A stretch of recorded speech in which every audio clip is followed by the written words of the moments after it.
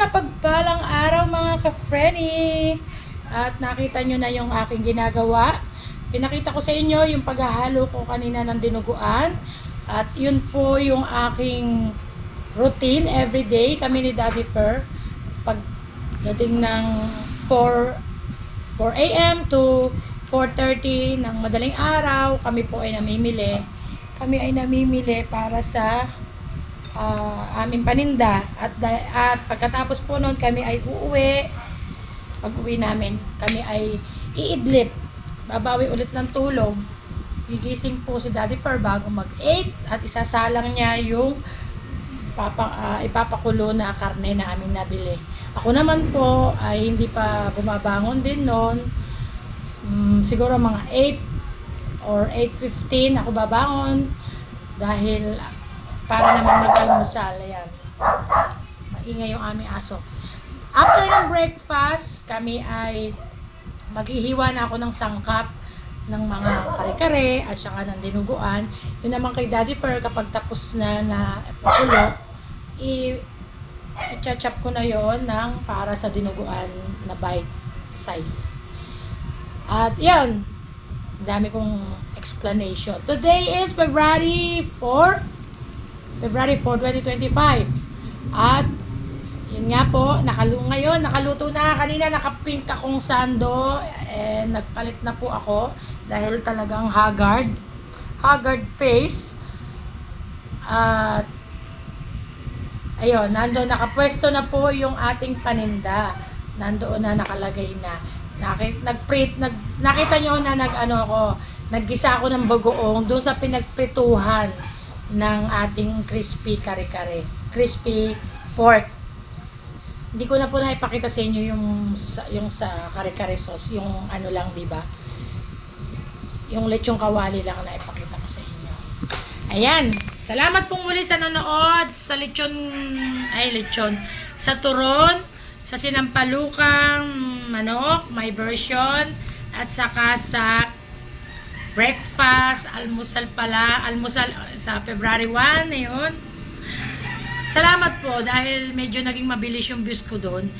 Unlike doon sa iba na hindi umaabot ng 100. Natutuwa na po ako doon, pero syempre mas maganda kung aabutin na siya agad ng 1,000 in 24 hours. Ayan. Patuloy niyo po ako suportahan kasi po kahit ganito lang po ako, small vlogger, meron po akong small charity, Frenny Vlogs.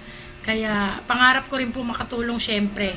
Yung tulong na hindi budget, yung tulong na hindi pinipili lang, kundi yung tulong na anytime na may lumapit, anytime na may makita ko, at yung puso ko sa mga, lalo na sa senior, sa mga elder natin, ay meron ako maibibigay, meron ako maiaabot kahit something lang. Kaya patuloy niyo po ako suportahan. Ayan, sige po. Ipapakita ko yung Ipapakita ko yung aking munting tindahan na kahapon ay muntik ng matapon. Nandun sa aking short video yung nasuro siya ng service ng purified water. Ayan, silipin niyo po. Ayun yung ating paninda. At ayun yung mga nasa mesang dilaw. Yung mga gamit, mga pansandok na nakabalot sa supot para hindi naaalikabukan. Andito pa yung lechong kawali. Yan, ganyan lang po yun.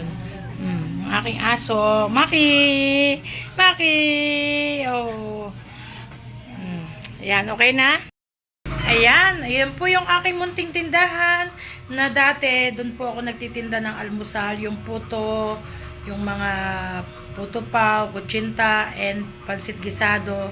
Pero sa ngayon, siguro 1 week na, tinigil po muna namin dahil nga po namimili kami pag 4 a.m. Medyo lumalata yung aking katawan sa antok, sa maagang pagising. At okay naman yung sales ng kahit nung ganito lang. Tapos 5 p.m. doon ako sa pwesto ko doon sa tatay ko. Sa ngayon, na-enjoy ko muna yung mga binibigay ni Lord na mga order mga orders. Ayan, sa ngayon okay po muna yun. Pero meron pa akong idea na business na isa pa. Kumbaga, na ititinda. Ayun, maraming salamat po si Daddy Fur ay nagdala na ng pagkain kay Mr. Charlie Boy sa aking anak doon sa school. Malapit lang po dito yon. At ayan, muli maraming salamat. Maraming salamat po palagi. Short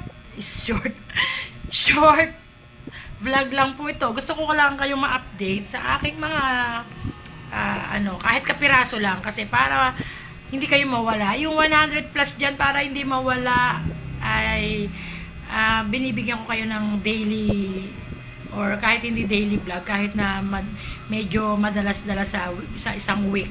At bukas, hoping po na maisama ko kayo sa pagluluto ko ng order. May answered prayer na naman akong order, bigay ni Lord, padala ni Lord, menudo, tsaka sapin-sapin. Sasama ko po kayo bukas. Ayan, tsaka sa Friday, meron din akong palabok order and puto cheese. Ayan, sige, abangan nyo po yan. Sana nga po magawa ko. Muli, maraming salamat. Always be a blessing to others. Spread the good vibes. Pray every day. Napakabisa po ng panalangin.